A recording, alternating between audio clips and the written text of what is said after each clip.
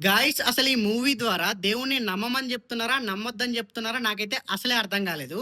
ఎందుకు ఈ మాట అంటున్నా అంటే, 'నాగబంధం' మూవీ ప్రీమియర్ షో చూసా నేను. దాంట్లో దేవుడి గర్భగుడి ముందే పూజారిని, జనాలందరిని దారుణంగా చంపేస్తున్నా కూడా దేవుడు ఏమీ చేయలేడు.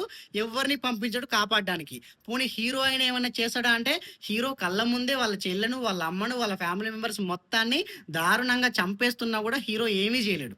అందరిని చంపేసిన తర్వాత అప్పుడు రియాక్ట్ అయ్యి విలన్స్‌ని చంపుతాడు. అప్పుడు చంపితే ఏం యూజ్ మావా? ఒక్క ఫ్యామిలీ మెంబర్ చనిపోగానే మిగతా ఫ్యామిలీ మెంబర్స్ అందరిని కాపాడుకోవడానికి ఫైట్ చేస్తే కదా సాటిస్ఫాక్షన్ లెవెల్ వచ్చేది. పోనీ అది లేదు. ఇంకా వీఎఫ్ఎక్స్ గురించి మాట్లాడుకుంటే అది ఇంకా దారుణం. కొన్ని కొన్ని ప్లేస్‌లో చాలా దారుణంగా తెలిసిపోతుంది అది వీఎఫ్ఎక్స్ అని చెప్పి. ఇంత గ్రాండ్‌గా ప్రమోషన్స్ చేసి 100,00,00,000 బడ్జెట్ పెట్టి స్టోరీ ఇంత డిసప్పాయింట్ చేస్తే అస్సలు బాగోదు. చాలా డిసప్పాయింట్ అయినా నేనైతే. మీరు జేసిన ప్రమోషన్‌కి, పెట్టిన బడ్జెట్‌ని జూసి చాలా హోప్స్ పెట్టుకున్నా మూవీ పైన. బట్ స్టోరీ పరంగా చాలా డిసప్పాయింట్ అయినాననమాట నేనైతే. బట్ హీరో యాక్టింగ్ గాని, హీరోయిన్ యాక్టింగ్ గాని, కొన్ని సాంగ్స్ గాని చాలా బావుంది. కానీ స్టోరీ చాలా డిసప్పాయింట్ చేసింది. సో, గైస్ 'నాగబంధం' మూవీ మీరు గూడా చూసే ఉంటారు గదా! మీకెలా అనిపిచ్చిందో గూడా ఖచ్చితంగా కామెంట్ జేయండి. Thank you for watching guys.